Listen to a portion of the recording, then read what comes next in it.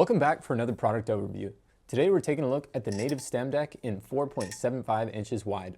This is the smallest version of the stem deck. If you're looking for something similar but a bit larger, check out the other versions of this deck on our website or check the links in the description below. This deck comes in two colorways, raw and matte black. For its size, this one is 4.75 inches wide and 19.5 inches long. The foot space on this guy is about 13.5 inches. The head tube angle on this deck is 82.5 degrees, so it's a bit lower than most decks. The stem deck has Native's flex fender pre-installed on the back of it. It uses two brake bolts that require a 4mm Allen wrench to tighten down. The threads are built into the brake itself, so you only need one tool. However, since there's no cutout for brake bolts on the bottom of the deck, you're pretty much limited to just this brake. This deck can only fit 24mm wide wheels, and it can fit wheels up to 120mm in diameter. The deck uses a traditional 8mm axle for the rear wheel, and thanks to the cutout in the dropouts, only one 6mm Allen wrench is needed to tighten it down.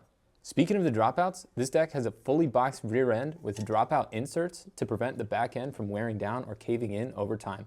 The bottom of this deck is completely flat to make grinds easier to balance. While having no cutout in the middle will cause a bit more friction overall, it does make it so your deck is less likely to get caught on rough spots on rails or ledges.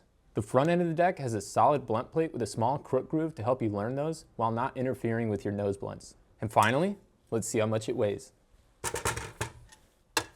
With all the included hardware, this deck weighs in at about 3.08 pounds. So if you're looking for a nice, smaller, street-style deck at a really good price, pick this deck up at the Vault Pro Scooters.